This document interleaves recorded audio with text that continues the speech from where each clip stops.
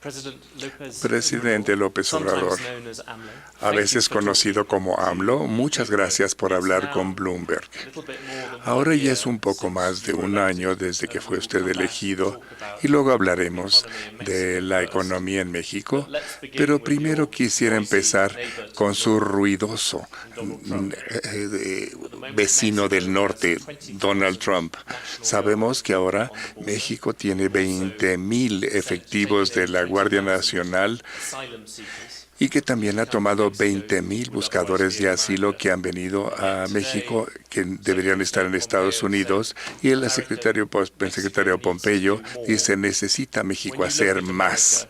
Cuando ustedes ven a Estados Unidos, ¿lo ven como un aliado o lo ven como un golpeador? Es un aliado. Nosotros no apostamos a la política de la fuerza, al autoritarismo. No pensamos que la solución a los problemas tiene que darse con medidas coercitivas. Pensamos más en la cooperación para el desarrollo y es indispensable el buen entendimiento con nuestro vecino, con Estados Unidos, por cuestiones de amistad, de cultura, de comercio, de economía y por cuestiones de geopolítica. Tenemos 3.180 kilómetros de frontera. Si fuésemos un país europeo o de Sudamérica, a lo mejor podríamos procurar otra relación con Estados Unidos. Pero la vecindad nos obliga a entendernos. Y para eso lo mejor es la política, que se inventó para evitar la confrontación. Y yo me da mucho gusto que estemos platicando aquí en Palacio Nacional. Es buena la relación con el gobierno de Estados Unidos y vamos a procurar que siga siendo buena la relación. Estamos convenciendo, persuadiendo de que lo mejor para enfrentar el fenómeno migratorio es la cooperación para el desarrollo. El que se pueda ayudar a países de Centroamérica, que se apoye también a México, pero más a Centroamérica, para que se impulsen actividades productivas, haya empleo. Muchos desconocen de que la mayor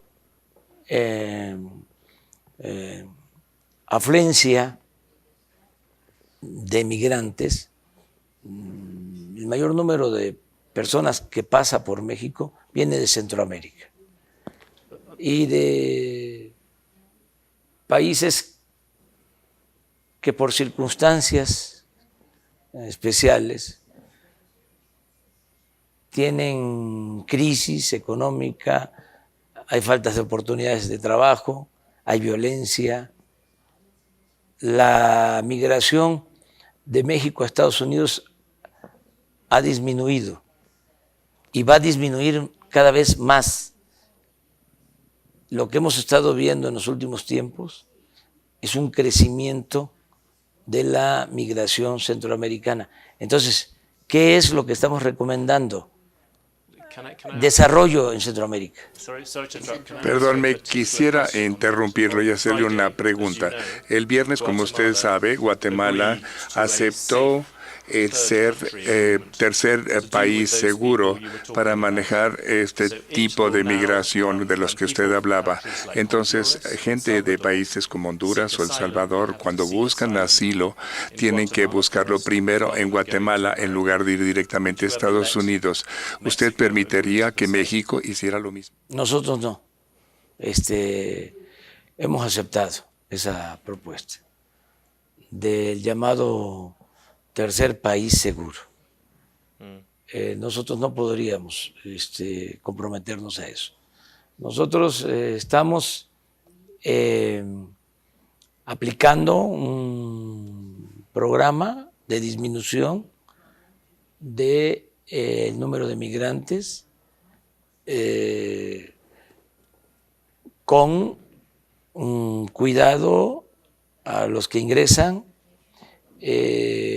teniendo más vigilancia de conformidad con nuestra legislación, cuidando los derechos humanos de los migrantes. No es lo mismo tener un refugio de migrantes en el sur que en el norte. En el sur de México hay menos violación de derechos humanos. En el norte actúan más bandas de la delincuencia y se han dado casos de asesinatos de migrantes y no queremos eso. Por eso estamos teniendo más cuidado en el sur del país y sí está movilizada la Guardia Nacional porque era una necesidad. Ya teníamos ese plan desde antes de la amenaza de aranceles.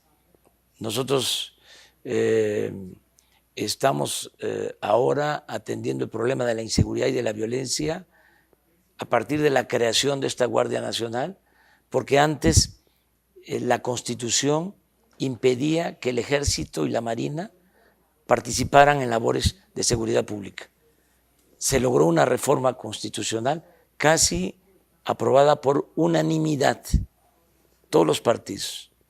Y ahora contamos con el Ejército, con la Marina, para atender la demanda de que haya paz en el país, que haya seguridad pública, y esto incluye también lo migratorio. La Guardia Nacional puede constitucionalmente ayudarnos en el control de los flujos migratorios, con derechos humanos, y los resultados han sido buenos, aunque, insisto, lo mejor es atender las causas. La gente no emigra por gusto, lo hace por necesidad. Yo tengo un sueño que quiero convertir en realidad. Va a llegar el día, durante mi gobierno, que no van a ir mexicanos a trabajar a Estados Unidos, porque el mexicano va a tener trabajo y va a ser feliz donde nació. Entonces, voy a regresar después al punto de vista de la economía mexicana, pero en este momento, si no le importa, ahorita tienen a Pompeo en Estados Unidos diciendo que no hacen lo suficiente y viene una elección para ellos. Me interesaba hacer un comentario. Cuando en 2017 Bloomberg lo entrevistó, acusó usted a Donald Trump diciendo que hacía una campaña de odio contra los inmigrantes mexicanos, que no los quería en Estados Unidos. ¿Cree usted que todavía sea cierto esto? Yo creo que, como se dice coloquialmente, le ha bajado. Cuando yo fui a Estados Unidos, el discurso era otro. Era más antimexicano. Ahora el presidente Trump se ha moderado.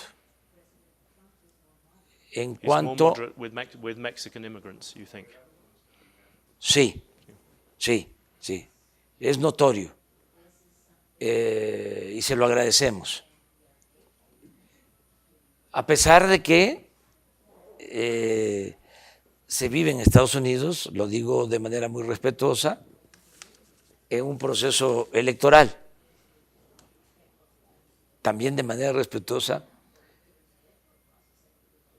sería conveniente que se resolviera lo de los 4 años, con la posibilidad de la reelección. Porque llega un presidente en Estados Unidos y trabaja 2 años y ya pasada esa fecha, pasado ese tiempo, empieza a pensar en la reelección. Y ya empieza lo electoral, empieza la campaña. Eso es lo que ahora está sucediendo. También lo digo de manera muy respetuosa, nosotros tenemos 6 años sin reelección y nos funciona bien el estar nada más 6 años, o sea, no reelección y un periodo un poco más amplio. Ustedes van a tener elecciones en noviembre del año próximo y ya empezaron las campañas.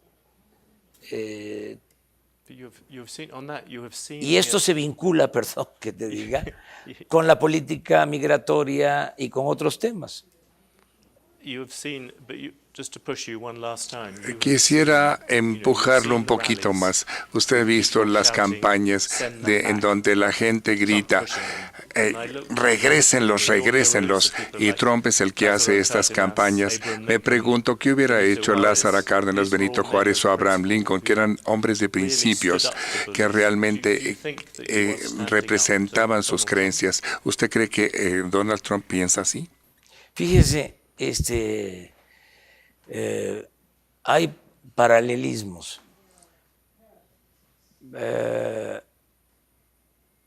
Cuando Abraham Lincoln era presidente en Estados Unidos, en México estaba gobernando Benito Juárez, el mejor presidente que ha habido en la historia de nuestro país. Y hubo buena relación.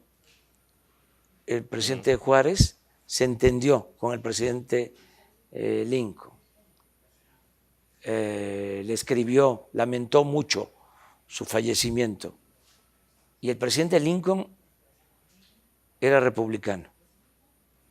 Yes, a very different Republican. Sí. Sí, pero republicano. El presidente Roosevelt se entendió muy bien con el presidente Cárdenas. El presidente Roosevelt, sí, demócrata. El presidente Cárdenas, extraordinario. El presidente Roosevelt, un titán de las libertades. Partidario de la buena vecindad. A pesar de que por las circunstancias el presidente Cárdenas tuvo que nacionalizar el petróleo, hubo respeto de parte del presidente Franklin Delano Roosevelt. Ahora, guardadas las proporciones, aunque el presidente Trump sea republicano, y yo tengo una postura política progresista de dimensión social, nacionalista.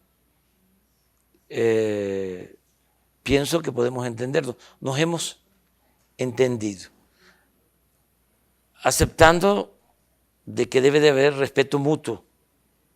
Y hasta ahora no nos hemos faltado el respeto. Hemos conversado 3, 4 veces por teléfono y nos hemos entendido. Lo más complicado fue esto último de la amenaza de aranceles y se llegó a un acuerdo.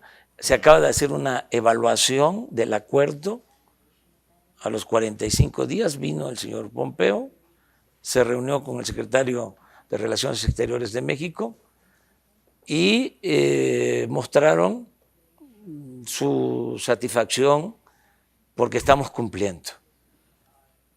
Nosotros tenemos muy buena amistad también con dirigentes, legisladores del Partido Demócrata. Acabamos de recibir a dirigentes del Partido Demócrata. Les agradecemos mucho a los dirigentes de los dos partidos, a los empresarios estadounidenses, porque le tienen respeto, afecto y han estado manifestando su interés de mantener las relaciones económicas y comerciales con Estados Unidos. Y de manera muy clara, el gobierno que yo represento ha expresado que estamos a favor del Tratado de Libre Comercio. Ya nosotros ratificamos el tratado casi por unanimidad en el Congreso, en nuestro país.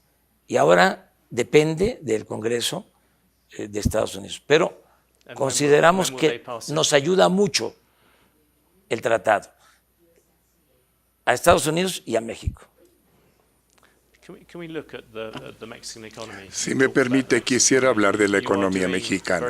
Usted está funcionando muy bien como presidente, tiene 70% de aprobación, pero a fin de cuentas mucho depende de la economía. Y usted esperaba que la economía creciera 4%, y esta semana hay preocupaciones porque incluso puede llegar a la recesión. Do you think Mexico will go into recession this year? No, vamos bien. Estamos bien y de buenas. No está creciendo la economía como quisiéramos, pero tampoco hay riesgos de recesión. Y tenemos otros indicadores que demuestran que está bien la economía. Por ejemplo, el peso se ha fortalecido. Es la moneda que más se ha fortalecido en el mundo con relación al dólar. That is true. You can see it on Bloomberg. Sí, claro. En Bloomberg se ve todos los días el comportamiento del peso y de todas las monedas del mundo.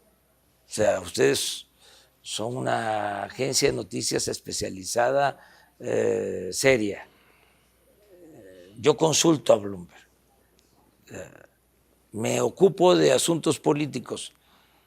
No soy fanático de la economía. Creo que se exageró durante mucho tiempo cuando se elevó la economía a rango supremo y se subordinó todo lo demás. No creo en eso. Creo que es la política la que debe de coordinar los esfuerzos para el buen funcionamiento de la vida pública, la política, no la economía.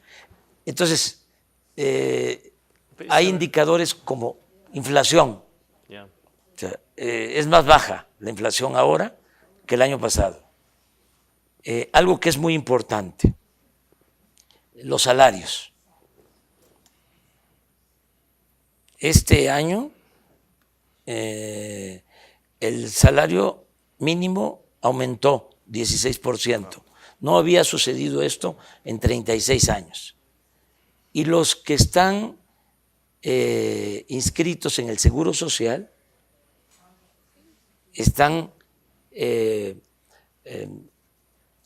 demostrando tener mejores salarios que en otros años.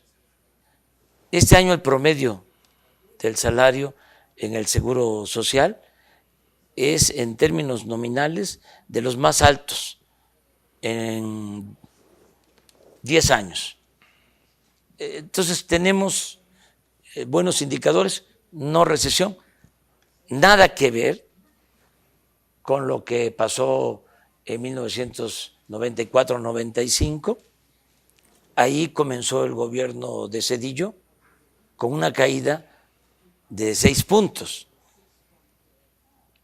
Y Zedillo terminó bien su gobierno, incluso admirado por algunos como buen gobernante, como un presidente que manejó bien la economía y las finanzas. Entonces, vamos bien, vamos a procurar crecer al 4%. También preciso, hablé del 4% en promedio en el sexenio, no lograr el 4% en un año. Tiene que ser un proceso gradual para tener en promedio 4%, necesitamos crecer en el 24 al 6% para tener en promedio 4%. ¿Por qué 4%? Porque en el periodo que yo llamo neoliberal, y en el caso de México neoporfirista, porque esto ya se aplicó, no es nuevo, se aplicó durante 34 años en que gobernó Porfirio Díaz, cuando se hizo esta biblioteca y ese elevador. Ahora fueron 36 años de política neoliberal. Bueno, en los 36 años de la política neoliberal, crecimiento promedio 2. Nosotros decimos 4 en el sexenio. Y pueden decir los técnicos, ¿cómo pasar de 2 a 4 en México? Es que antes del periodo neoliberal, durante 50 años, antes de 1983, desde la revolución, desde los años 40 del siglo pasado hasta el 83, crecimos al 6% anual, 5 o 6% anual. Hubo un tiempo de crecimiento del 6% sin devaluación, sin inflación. El milagro mexicano en economía. Eso es lo que queremos ahora. Puede tener un milagro mexicano con las tasas de interés a 8.25%. Yo sé que usted ha sido muy bueno en no interferir en Banxico, en el Banco Central, pero con unas tasas de 8.25% es mucho más alta que cualquier otro país. Es mucho más difícil. ¿Creen que las tasas de interés son un problema para crecer? Son demasiado altas. Sí, pero mire, soy respetuoso de la autonomía del Banco de México. Me gustaría que el Banco de México, pero una cosa es lo deseable y otra cosa es lo posible. Me gustaría que el Banco de México no solo se ocupara del control de la inflación, que pensara también en el crecimiento, el equilibrio.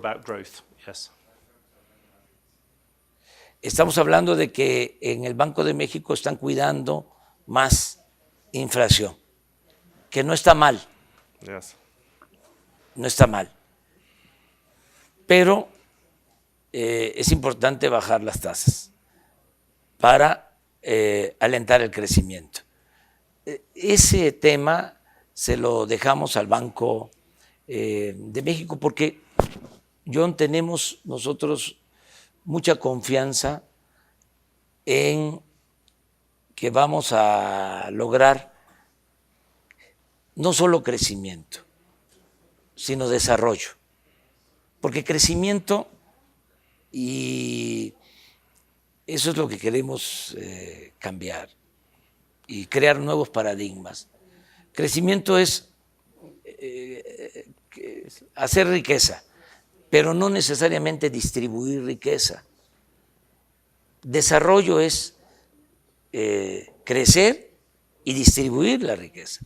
Entonces, nuestro gobierno lo que está haciendo ahora mejor es la distribución del ingreso.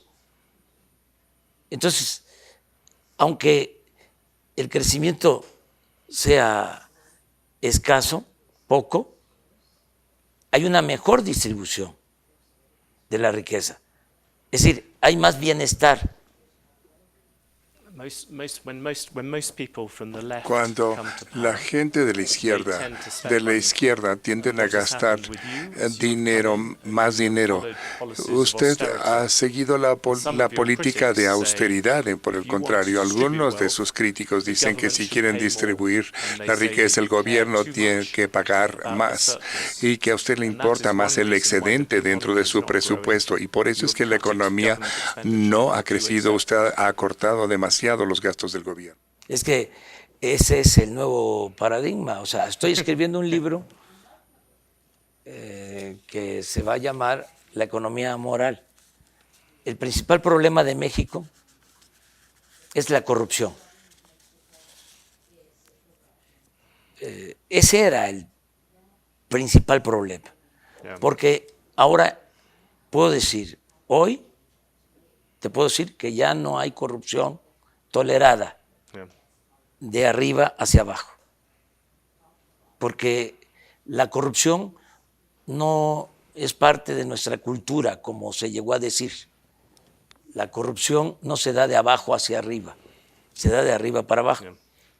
No hay un negocio jugoso, un acto de corrupción que no lleve el visto bueno del presidente. Eso ya no existe en México. Entonces, esa es una ventaja.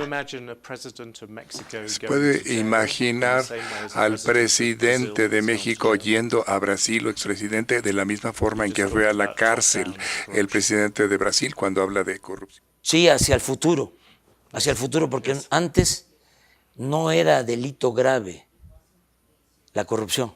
25 años, el corrupto podía salir de la cárcel pagando una fianza. En el gobierno de Salinas de Gortari, 1994, modificó el Código Penal para que no fuese delito grave la corrupción. Y así se mantuvo hasta ahora que hicimos una reforma y ya es delito grave la corrupción. Pero no solo eso. Pero que habrá cargos contra Peña Nieto y si hubiera cargos, ¿iría a la cárcel? ¿Cómo? Sí, pero legalmente sería muy complicado. Porque desde hace 150 años, desde la segunda Constitución Federal, en la primera Constitución Federal, 1824, se establecía de que se podía castigar al presidente por corrupción. Okay. En la Constitución de 1857 se establece que solo por traición a la patria. Eso mismo continúa en la Constitución de 1917 y se mantiene hasta nuestros días. Hay impunidad constitucional. Cuando te digo de que el principal problema de México es la corrupción, es porque todo el andamiaje jurídico estaba hecho para permitir la corrupción. Entonces, ahora he enviado una iniciativa de reforma constitucional para que el presidente de México pueda ser juzgado por todos los delitos, como cualquier ciudadano. Esos son los cambios que estamos llevando a cabo. También lo de la austeridad. En efecto, en la izquierda se piensa de que austeridad es despedir trabajadores. porque la política neoliberal, eso representó. En una ocasión, platicando con el líder laborista Corbyn, mi amigo Corbyn, me dice, ¿cómo hablas de austeridad? No entiendo. Porque la idea es de que austeridad significa ajustar gasto, corriendo, afectando a los trabajadores. La austeridad para nosotros los mexicanos se inspira en Juárez, que decía que el funcionario tenía que aprender a vivir en la justa medianía, sin lujos. Entonces, ¿qué pasaba en México? Se gastaba mucho en mantener al gobierno, porque empezando por los presidentes, el avión del expresidente Peña Nieto, que se lo dejó comprado el expresidente Calderón, un avión de lujo, está ahora en venta en California, no lo tiene ni el presidente Trump, ese avión. Y no solo eso, aviones, helicópteros de lujo para todos los servidores públicos. Todo eso se terminó. Entonces, eso es austeridad. Los expresidentes de México tenían pensiones que equivalían a más de lo que recibe cualquier expresidente en cualquier parte del mundo. En total, 5 millones de pesos mensuales. El presidente de México era cuidado por 8,000 elementos del Estado Mayor Presidencial, un cuerpo de élite.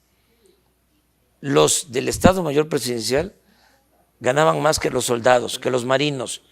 Todo eso se canceló. Eso es austeridad. Los altos funcionarios públicos tenían atención médica privada. Costaba $300 millones al año pagar la atención médica a los altos funcionarios públicos. Estas son las razones por las que se volvió popular que ataca la corrupción, pero hay menos gastos todavía en la economía. No. La mayor parte que se queda en la izquierda quieren que se gaste más el dinero para hacer ricos a los pobres, pero usted sigue cortando el dinero. Arriba es reducir los sueldos, los gastos arriba para aumentar los sueldos y el apoyo a los de abajo. Nunca en la historia de México se había destinado tanto dinero a los pobres como ahora. Porque la austeridad no es un asunto administrativo, es un asunto de principios. Es terminar con los lujos. No puede haber gobierno rico con pueblo pobre. Entonces, es que no se quede el presupuesto en el gobierno o que no se quede todo el presupuesto en el gobierno, que se dispersen recursos, que se trasladen recursos, que se transfieran recursos a los mexicanos y sobre todo a los pobres. Y esto hacerlo también sin deuda, sin aumentar impuestos, sin crear impuestos nuevos, porque en la izquierda había la idea de que había que aumentar los impuestos. Yo no creo que eso en México sea necesario. Creo que lo fundamental, John, lo fundamental, si me dices, dígame o dime en una frase, ¿cuál es el plan? Y yo te contesto, acabar con la corrupción. Pero hay otra cosa más que les preocupa a los inversionistas. Ven en México, entienden y aceptan que está combatiendo la corrupción, que están manteniendo el peso fuerte, pero les preocupa acerca de las intervenciones que ha hecho usted, que son más de la izquierda. Para empezar, detuvo el crecimiento del aeropuerto, canceló también las subastas petroleras, otras conductos también de petroleros. ¿Qué les va a decir usted a los inversionistas extranjeros que ven esto? ¿Lo pueden confiar con usted en que no vaya a intervenir en la economía? Que no vamos a intervenir, que los contratos se están respetando, que no se va a cometer ningún abuso, que se respeta y se necesita la inversión extranjera, que el caso del aeropuerto tuvo que ver con corrupción, porque se quería construir el nuevo aeropuerto en un lago. Es la parte de la ciudad del Valle de México que más se hunde. Se puede hacer un aeropuerto en el océano, nada más que cuesta mucho hacerlo. Entonces, era una obra de mala calidad, sí, con riesgos de hundimiento, con sobreprecios, costosísimos, o mejor dicho, un proyecto muy costoso, oneroso, para hacer 2 pistas en el nuevo aeropuerto. Iban a cerrar 2 aeropuertos, el actual aeropuerto y el aeropuerto militar de Santa Lucía. O sea, se iban a construir 2 pistas y íbamos a perder 3 pistas. Y lo que había en el fondo es de que el actual aeropuerto, que son 600 hectáreas, se iba a urbanizar y iban a hacer negocios jugosos al amparo del poder público. Entonces dijimos no, pero eso no significa detener el progreso. Primero, hubo arreglo con todos. No vamos a quedar a deber ni un peso a los inversionistas, sean accionistas, los que compraron bonos, las empresas contratistas, a todas se les liquida, primero. Segundo, se va a construir el nuevo aeropuerto en la base militar de Santa Lucía. ¿Sabes cuánto nos vamos a ahorrar por esta decisión? 100,000 millones de pesos. Eso por lo que corresponde al aeropuerto. Pero mencionabas otro asunto. También los contratos, las subastas de perforación de pozos. ¿Van a permitir que haya más subastas para, para la perforación de pozos? Sí. ¿Van a regresar este año? Sí, es posible, nada más que tienen que haber rendimientos. ¿Sabes qué hicieron? Hubo una reforma energética hace 4 años y aseguraron de que iba a llegar inversión extranjera, dieron contratos, 107 contratos para extraer petróleo.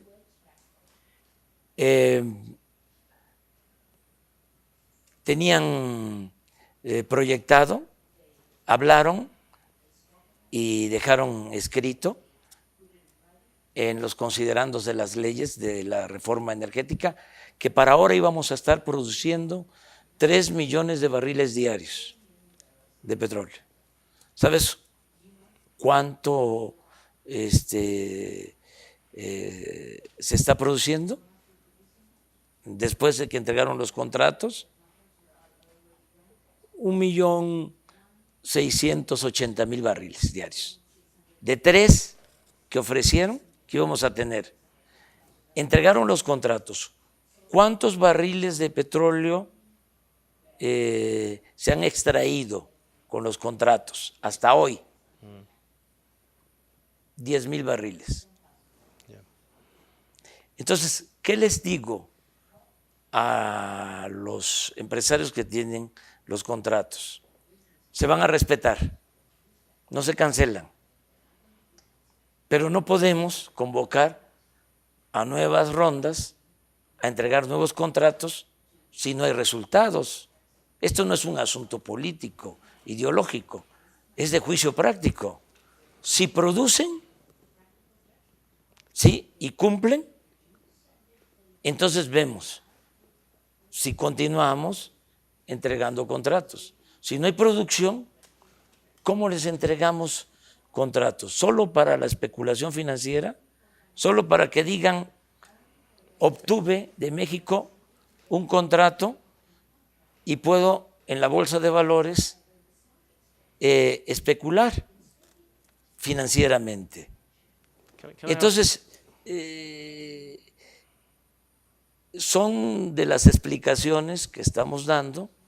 También te aclaro de que ya hay un plan para recuperar la producción en Pemex. Exitoso el plan.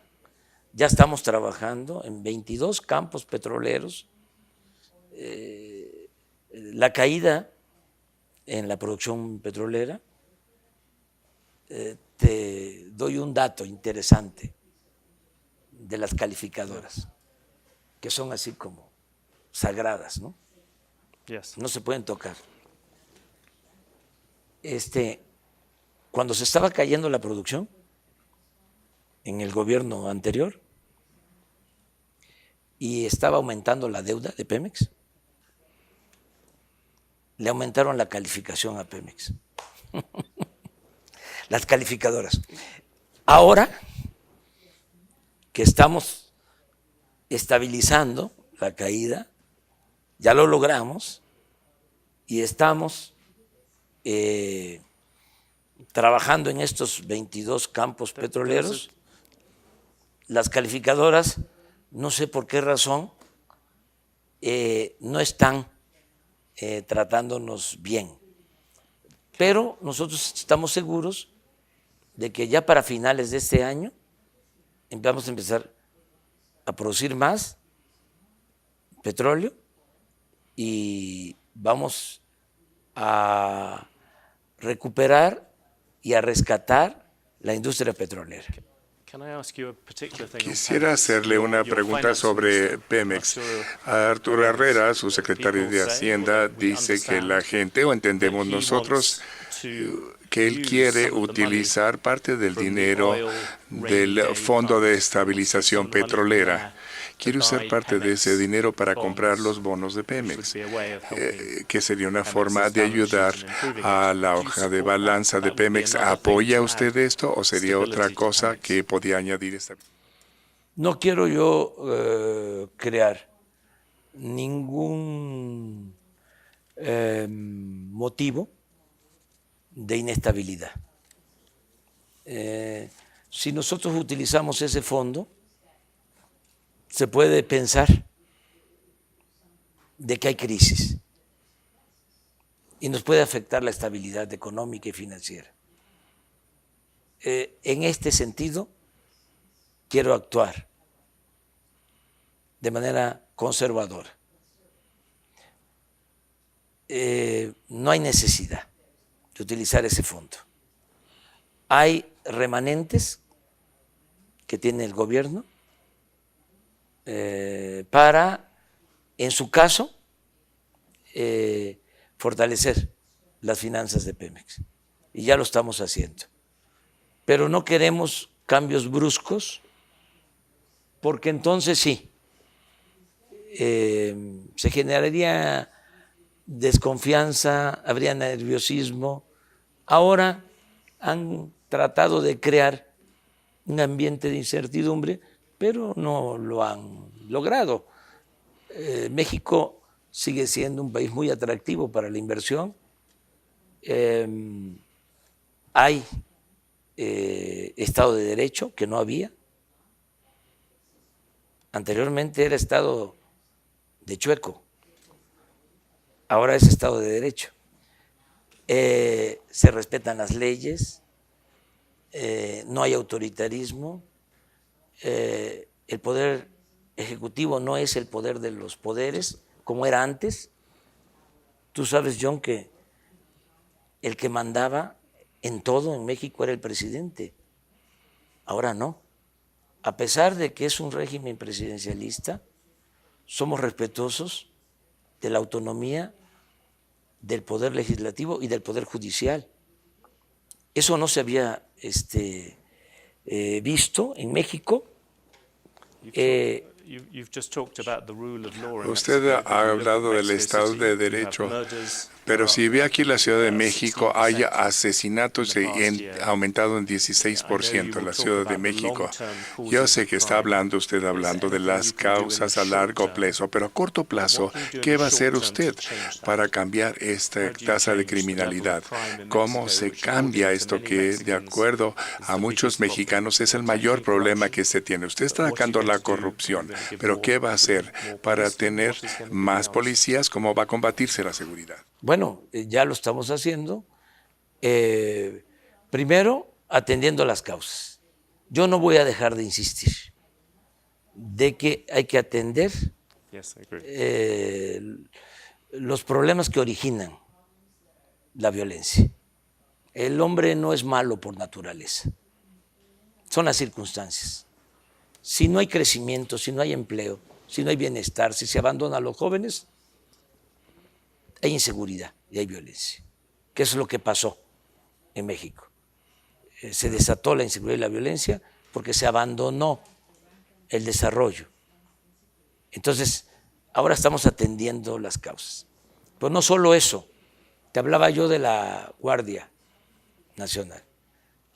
No se podía tener más elementos para cuidar al pueblo porque estaba prohibido. Tienes la Secretaría de la Defensa Nacional, el Ejército, 230,000 elementos con disciplina, con profesionalismo, 65,000 marinos, igual, con disciplina, con profesionalismo, y no podían utilizarse para garantizar la seguridad de la gente. Estaban para la defensa nacional, para la seguridad del Estado, para la seguridad interior, pero no para la seguridad pública. Y en efecto, lo que más nos importa a nosotros es la seguridad pública. Entonces, se promovió este cambio constitucional y ahora elementos del Ejército, de la Marina, nos están ayudando para garantizar la seguridad pública. No teníamos elementos. El presidente contaba en realidad con 10,000 efectivos de la Policía Federal y te podían estar asaltando, robando, secuestrando enfrente de un cuartel militar y no podía el ejército participar.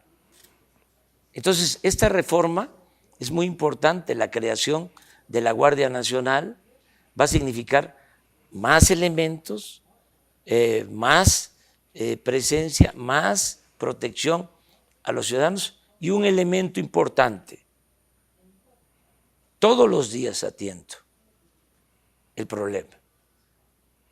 Todos los días, de 6 a 7 de la mañana, de lunes a viernes, tengo reunión con el Gabinete de Seguridad. Me reúno con el secretario de la Defensa, con el secretario de Marina, con la secretaria de Gobernación, con el secretario de Seguridad Pública. Yo personalmente recibo el parte, el reporte de todos los delitos que se cometen en el país y tomamos decisiones. No delego a nadie este asunto. Lo estoy atendiendo de manera personal. Entonces, la coordinación que se tiene ahora, la perseverancia, el profesionalismo, mayor presencia, nos va a llevar a que pronto vamos a tener buenos resultados y vamos a bajar la incidencia delictiva en el país. Es una asignatura pendiente. Can I ask you one last question? Quisiera hacerle una última pregunta de sí o no. Christine Lagarde visitó México y está dejando el Fondo Monetario Internacional, y su amigo Agustín Carstens, que actualmente está en el Banco de Pagos Internacionales, uno de los candidatos que podría ser el jefe del Fondo Monetario Internacional. ¿Qué pasa con el gobierno de usted? ¿Va a apoyar al señor Carstens para que sea el nuevo jefe del Fondo Monetario Internacional? Sí me gustaría. Siempre apoyaría a un mexicano. Si es especialista en la materia, yo no coincido con él en su concepción de política económica, pero lo respeto, es un profesional de la economía y sobre todo es mexicano. President Obrador, thank you very much. Presidente Obrador, John, muchísimas gracias por hablar con nosotros y John, gracias por su muchas tiempo. gracias, muchas gracias. Thank you. Gracias, John.